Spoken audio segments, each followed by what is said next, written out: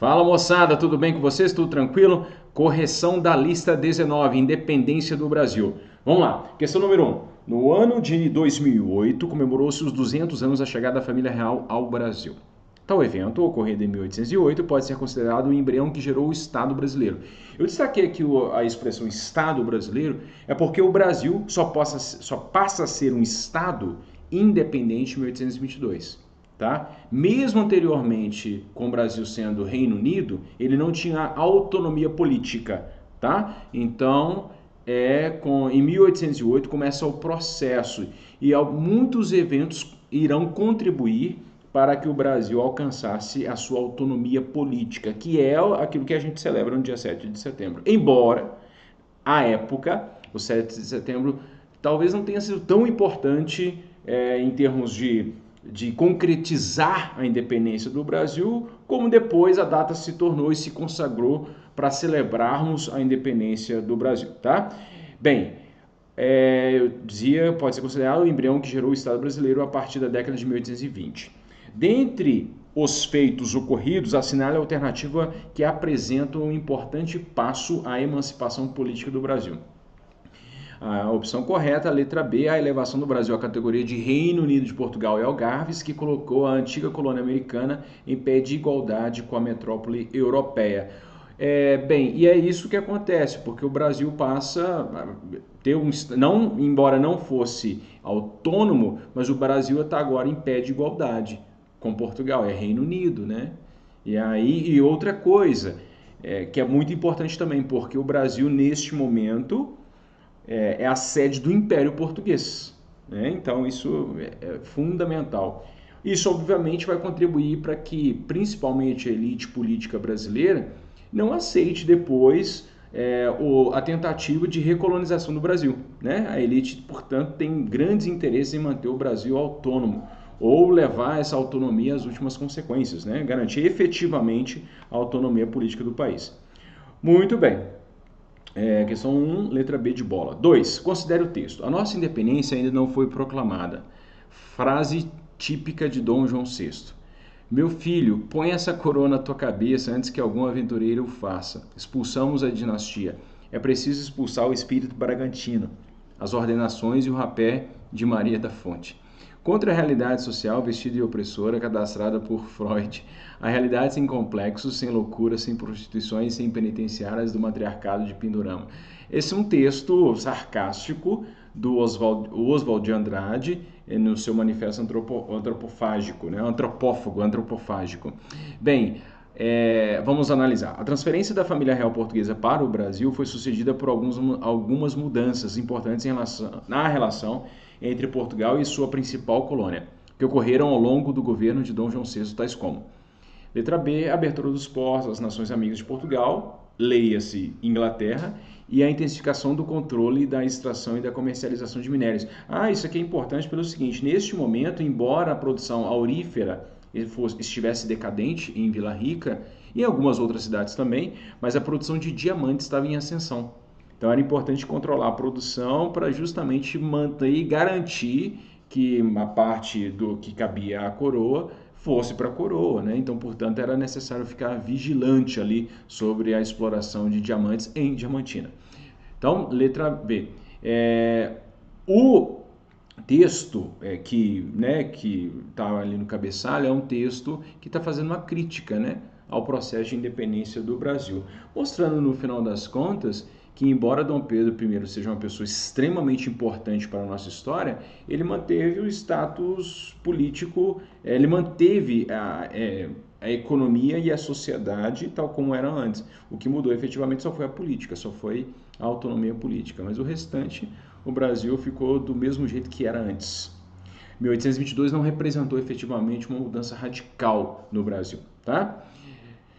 Questão 3. A questão 3 tem uma errata aqui, porque eu havia colocado, pessoal, vocês me desculpem por favor, a opção A como a opção correta, não é a letra C, tá? Eu vou explicar o porquê.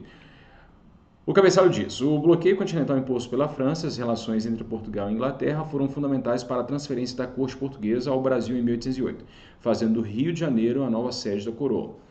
A chegada da corte e a instalação das instituições políticas, administrativas e jurídicas do governo português no Rio de Janeiro acarretaram diversas mudanças na colônia. Essas mudanças deram início a um processo que resultou na independência do Brasil.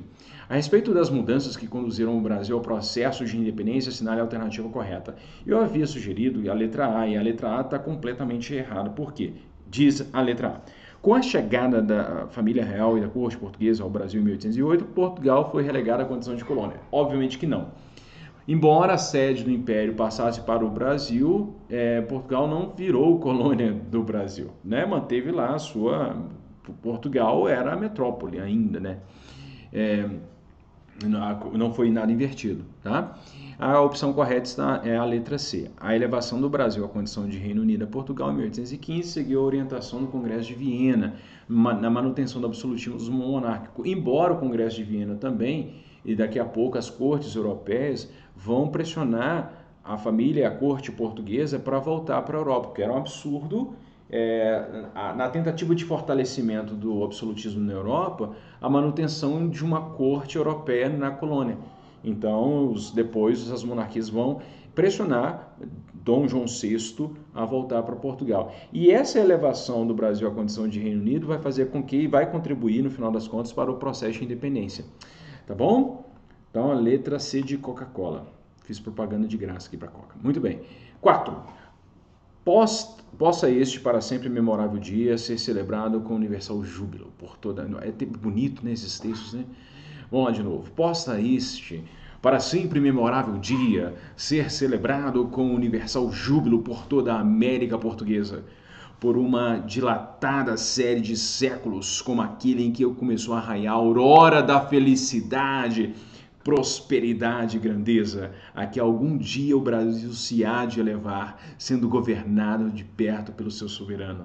Sim, nós já começamos a sentir os saudáveis efeitos da paternal presença de tão ótimo príncipe, que nos deu as mais evidentes provas que muito atentam às nossas esperanças de que viera ao Brasil a criar um grande império. Meu Deus do céu, dá vontade até de chorar lendo uma coisa dessa. Que coisa bem escrita.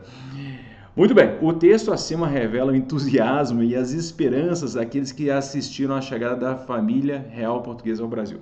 Indique duas inovações de caráter científico ou cultural decorrentes da política de Dom João. Indique também uma mudança política ou econômica, quase que atropelei o ponto final ali, observada durante a permanência da corte e sua respectiva consequência para o Brasil. Bem, duas das inovações, você pode falar, a construção da Biblioteca Real, atual Biblioteca Nacional, Academia Real Militar, Impressão Régia, então é um jornal, né, do governo para dar as notícias oficiais, Gazeta do Rio de Janeiro, que também foi um periódico, aulas de comércio, Real Horto, atual Jardim Botânico, Intendência de Polícia, vinda da Missão Artística Francesa. Então aqui são algumas inovações trazidas pela presença da corte, né? E algumas mudanças. Abertura dos postos das Nações Amigas, rompimento do Compacto Colonial. Isso eu já expliquei também 277 vezes. Assinatura dos tratados de 1810 com a Inglaterra, aprofundamento da influência comercial britânica. Então, o Brasil é inundado, vem um tsunami de produtos ingleses para o Brasil. O Brasil é inundado como... Vocês entenderam. Elevação do Brasil a Reino Unido. Fim do status de colônia da América Portuguesa. Então o Brasil é Reino Unido. Estabelecimento do Rio de Janeiro como capital do Império Luso-Britânico. Inversão de papéis entre Portugal e Brasil. Ou seja,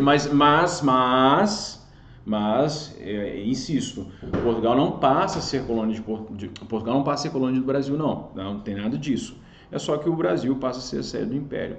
E aí agora os portugueses vão ter que estar atentos às ordens que vêm, os portugueses terão que estar atentos às ordens que vêm do Brasil, né, para lá, que vão daqui para lá. Aqui chegou a minha parte favorita do exercício, é a questão 5. A questão 5 diz assim, aqui tem o quadro Independência ou Morte, ou o Grito do Ipiranga, do Pedro Américo, de 1888, ou seja, um ano antes da proclamação da República, ou seja, um ano antes do fim do Império. Nós temos essa pintura espetacular, essa pintura linda, muito bonita mesmo, só que ela traz algumas questões que não estão fundamentadas na realidade.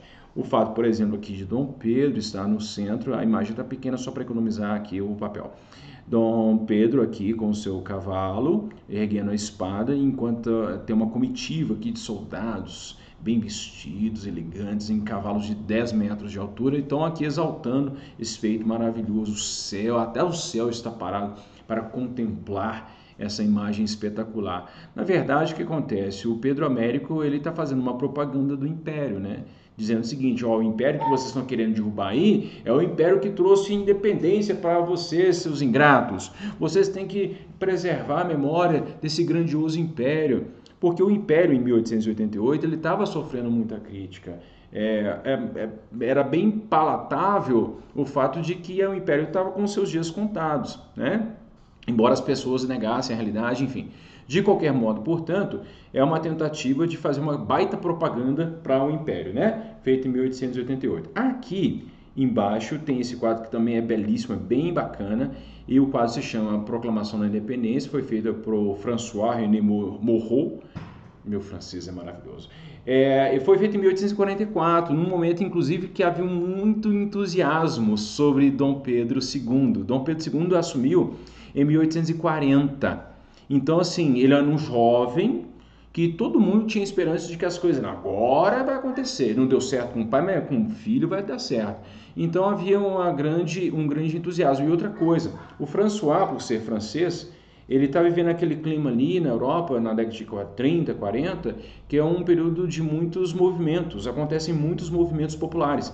Então, de certa forma, o que ele faz é colocar Dom Pedro I no meio do povo. Então ele coloca aqui o povo exaltando a liberdade, o povo feliz, se abraçando.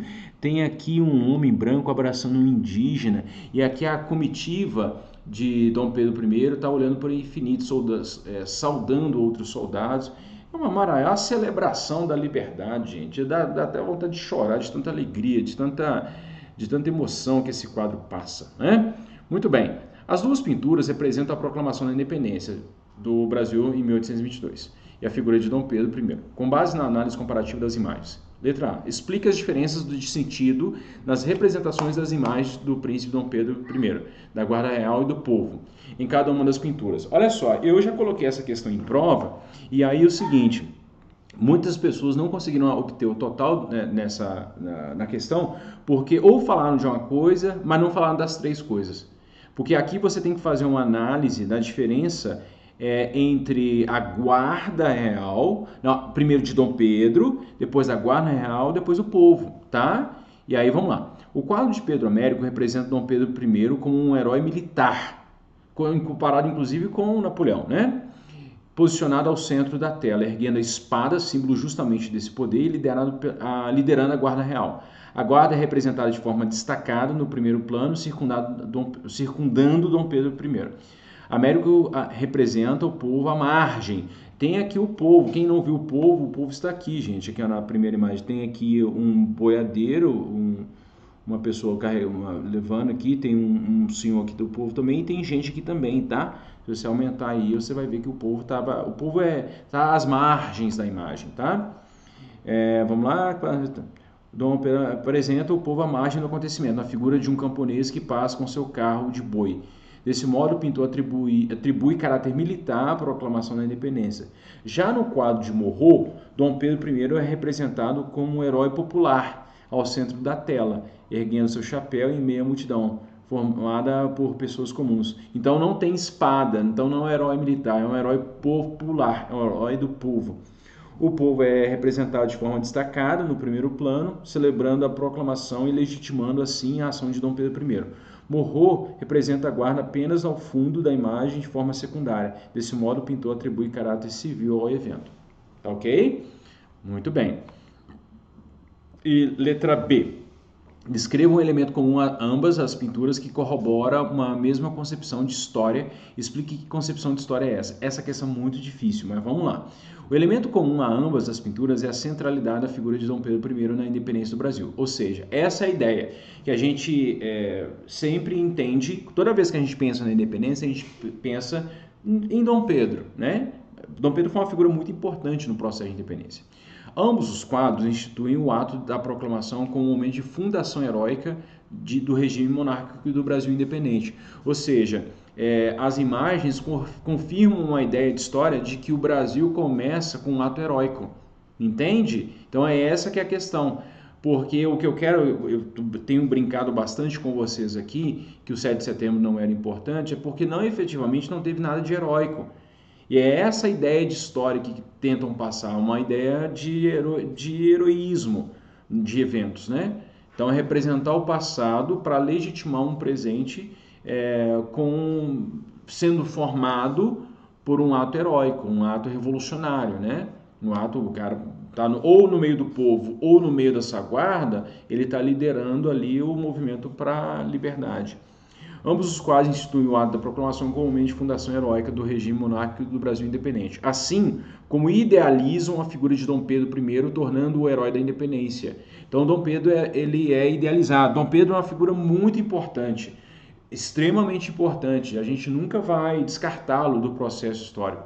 Entretanto, Dom Pedro não faz as coisas sozinhas. As coisas se encaminham, né? Dom Pedro tem um apoio fundamental de algumas pessoas. A Maria Leopoldina o ajudou bastante, o José Bonifácio também. E houve também movimentos populares depois, nas guerras de independência, que a gente não estudou ainda. Mas a gente vai ver depois como que a participação popular foi fundamental para inclusive, lutar contra as forças portuguesas. Porque houve províncias rebeldes que não aceitaram a independência e aí dependeu também do engajamento do povo. A gente vai estudar, por exemplo, Maria Quitéria, que é lá uma mulher que entra nas forças do exército brasileiro, entre aspas, para lutar contra os portugueses, né? Bem, desse modo corroboram para uma concepção de história que privilegia a concepção de herói, sobrepondo o indivíduo ao papel do coletivo, e não compreendendo a história como algo processual social. Ou seja, a história, pessoal, a história não é feita só por alguns homens. A história é feita por todo mundo. Daqui 20 anos, a gente vai estudar a pandemia. Então, muito provavelmente, a gente vai relacionar a pandemia ao presidente que está no poder agora. A gente vai falar dos erros, dos acertos, enfim.